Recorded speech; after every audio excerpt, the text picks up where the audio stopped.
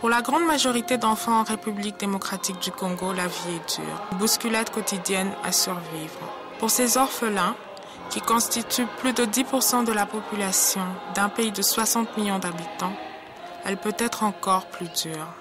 Pour Chantal, 10 ans, la mort de son père en 2001 a laissé sa mère sans moyen de les élever, ses frères et elle. C'était en 2003 que Tati Volontaire, allant de porte à porte dans son voisinage, a identifié les enfants comme orphelins, vulnérables et dans le besoin. Cela faisait partie d'un projet pilote, juste lancé par l'UNICEF et Caritas, le bras de développement de l'Église catholique, qui a cherché des manières pratiques d'aider ces enfants.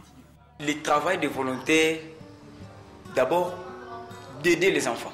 Il faut d'abord aider l'enfant. Donc nous sommes le parent de ces enfants. Donc, en dehors de ce parent, moi, je peux me représenter. Je me présente comme le parent. Parce que si l'enfant tombe malade ou un problème, directement, ils vont venir me voir. Maintenant, après des visites régulières, Tati a aidé à veiller que les enfants obtiennent des soins médicaux lorsqu'ils sont malades, qu'ils aient quelqu'un à qui parler lorsqu'ils en ont besoin.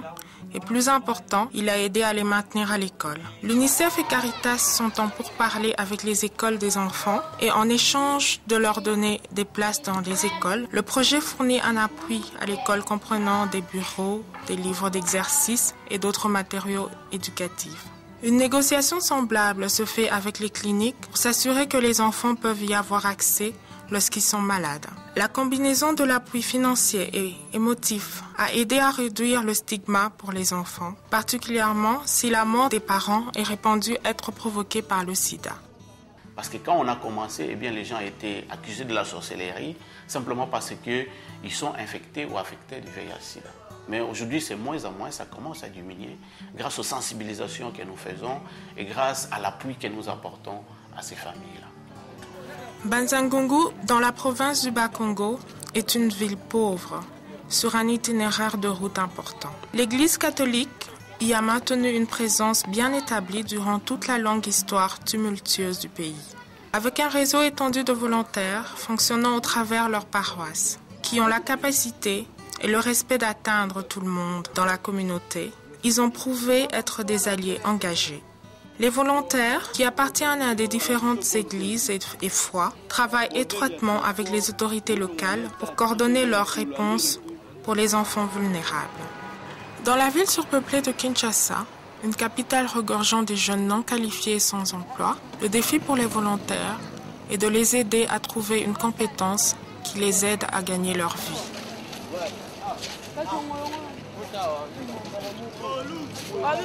Nous, justement, les OEV de 15 à 18 ans, nous les orientons vers l'apprentissage des métiers. Quand ils apprennent les métiers, ils ont quelque chose à faire, ils sont stables. Là, ils ne peuvent pas penser à faire du mal aux autres parce qu'ils ont quelque chose qui leur rapporte un peu d'argent. C'est pourquoi nous préférons les orienter dans les métiers pour qu'ils apprennent quelque chose pour leur vie.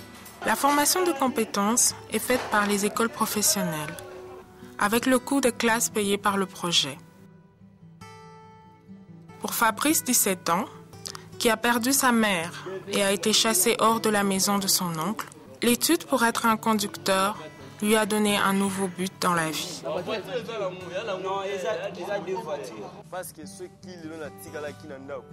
Si j'étais resté à la maison sans rien à faire, je serais devenu un fouteur de troubles et aurais intégré un gang. Ce projet nous soutient et nous donne l'opportunité d'avoir un travail et d'être ainsi respectés dans la société.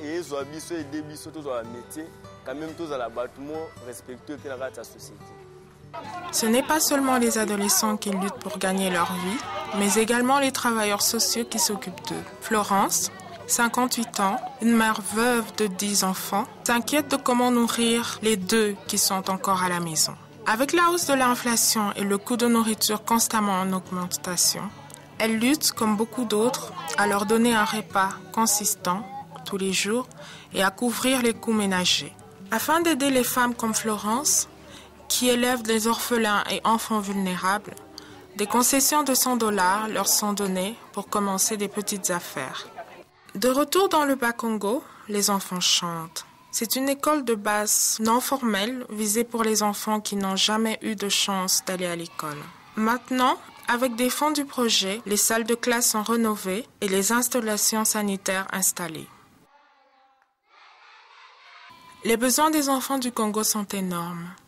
Et il y a encore beaucoup à faire pour s'assurer que cette jeune génération grandisse sainement, en sécurité et soit instruite.